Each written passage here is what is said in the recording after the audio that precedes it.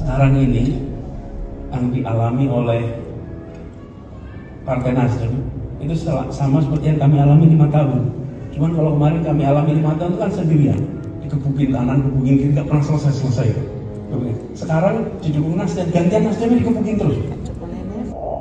Ngaku dizolimi, ternyata Surya Paloh mulai panik. Bisnis raksasa terancam terkikis habis akibat usung politik identitas.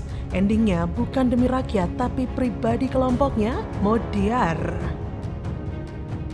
Kalau Anies kalah, bisa-bisa bisnis Surya Paloh akan terus dikerjai oleh pemerintah sehingga nggak bisa berkembang. Inilah ketakutan utamanya. Halo, selamat datang di channel Jurnal 45. Mencapreskan Anies yang juga antitesa Jokowi dilakukan Surya Paloh sebagai Ketum Partai Nasional Demokrat mulai berdampak baik kepada dirinya pribadi maupun kepada Nasdem sebagai partai politik. Selain itu dampaknya mulai terasa ke bisnis yang selama ini keistimewaannya dinikmati Paloh. Konon, bisnis Paloh terancam terkikis. Ketua Umum Partai Nasdem Surya Paloh disebut-sebut mengalami gangguan pada bisnisnya pasca memberikan dukungan kepada Anies untuk maju di Pilpres 2024. Mengenai hal ini, Anies membenarkan bahwa Surya Paloh harus membayar mahal sebagai imbas dari mendukung dirinya di Pilpres 2024. Anies menyebut terjadi perubahan pada bisnis yang dijalani oleh bos Metro TV tersebut. Pernyataan Anies dalam video yang diupload loyalisnya Wiz Khalifa dalam Instagram pribadinya dikutip Minggu 18 Juni 2023. Anies menyatakan bahwa Surya Paloh memilih ini dan terkena konsekuensi yang berdampak pada perusahaan dan kegiatan ekonomi yang turun. Iklan-iklan di Metro TV drop, sebagian terpaksa kehilangan pekerjaan, orderan turun, iklan dari BUMN drop semua, dan kontrak-kontrak tak diperpanjang. Padahal Surya Paloh dengan segala hal yang sekarang sudah dicapainya, dan menurut Anies punya pilihan enak dengan tidak mendukung dirinya. Ex-Gubernur DKI Jakarta tersebut menggambarkan Surya Paloh tak bergeming dengan banyaknya tekanan yang diterima, layaknya karang yang dihantam ombak. Apa yang saat ini terjadi pada Surya Paloh dan Nasdem tak jauh beda dengan Anies saat menjabat sebagai Gubernur Jakarta. Ini sudah jadi resiko Nasdem ketika memilih jalan berbeda dengan Jokowi. Bahkan resiko lain yang tak kalah mengerikannya adalah Nasdem ditinggalkan oleh pendukung Jokowi. Ingat, Nasdem mendapatkan suara terbanyak kelima pada pemilu 2019. Itu suara mayoritas berasal dari para pendukung Jokowi, sedangkan sumbangan suara dari kadernya sendiri hanya sedikit. Sekarang, partai itu mengusung antitesa dari Jokowi. Jelas Jokower banyak yang kecewa. Kalau sudah kecewa, tentu tidak ada pilihan lain selain pindah ke lain hati. Jadi bisa saja nanti perolehan suara PDIP meningkat secara drastis pada pemilu 2024 karena mendapat limpahan suara dari mantan pemilih Nasdem.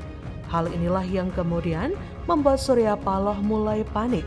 Namun bagi Surya Paloh, mungkin itu adalah strateginya dalam mencapai tujuan pribadi dan kelompoknya. Atau menurut Paloh itu adalah perhitungan yang matang. Ya, Nasdem adalah partai yang tidak kuat ideologinya mungkin, sehingga timbul kesan bahwa partai ini dibentuk demi sebuah kepentingan bisnis raksasa, bukan demi rakyat.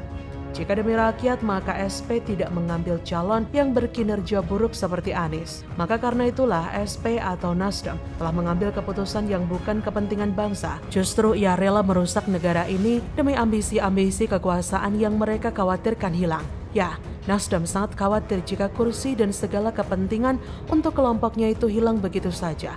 Nasdem khawatir tidak memenuhi target kekuasaannya. Jadi inti dari semua ini adalah kepentingan berkuasa atau menguasai banyak jalur ekonomi dan kebijakan agar bisa terus berada di atas lingkungan elit. Mereka tentu saja berharap negara dalam kontrolnya sehingga apapun yang diinginkan bisa diwujudkan. Dari sini kita bisa menilai jika keputusan Nasdem dan Surya Paloh memang sangat fatal, sangat berbahaya memang. Mungkin saja akan bertambah seiring waktu dan nampaknya kesialan demi kesialan pun akan mulai menghinggapi Paloh. Kita lihat saja. Bagaimana menurut Anda?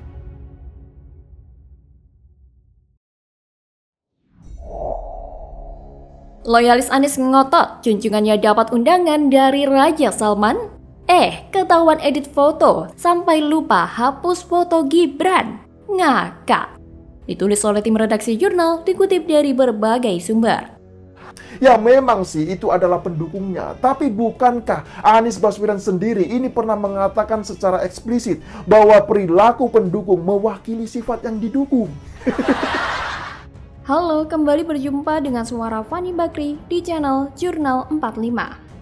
Mantan Rektor Universitas Ibnu Khaldun, Musni Umar, membela Anies Baswedan yang sedang berangkat haji. Musni Umar memang kerap mendengungkan membela Anies di Twitter. Kali ini, Musni Umar menyebut ada narasi yang menuduh Anies berbohong dapat undangan dari Arab Saudi dan menginap di guest house kerajaan. Alasannya Anies tidak dijemput oleh raja.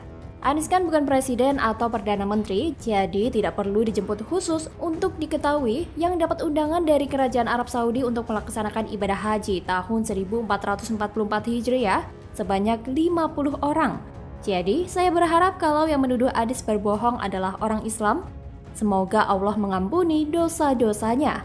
Tulis Musni Umar di akun Twitter pribadinya dikutip merdeka.com pada Senin 26 Juni. Selain ucapannya yang menjadi sorotan adalah foto yang diunggah oleh Musni Umar. Musni mengunggah foto bagai Presiden Anies dan Raja Salman dikawal aparat kerajaan saat tawaf. Lucunya, foto tersebut adalah editan. Editannya pun tampak terlihat jelas. Dari muka dan badan kelihatan editannya. Lucunya Gibran pun turut berkomentar di postingan Musni Umar. "Kok ada saya di situ, Pak?" tulis Gibran di akun Twitternya.